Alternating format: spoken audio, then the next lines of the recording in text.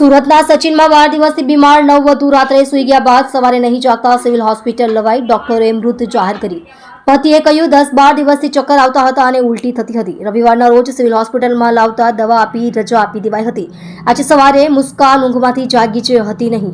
લગ્નના 7 મહિનામાં જ પરિણીતાનું મોત થતા પરિવાર શોકમાં ગરકાવ થયો. आपका नाम क्या है? सोनू कुमार। पूरा नाम बता दो। पूरा नाम क्या है? मुस्कान कुमार। सूरत में कहाँ पे रहते हैं?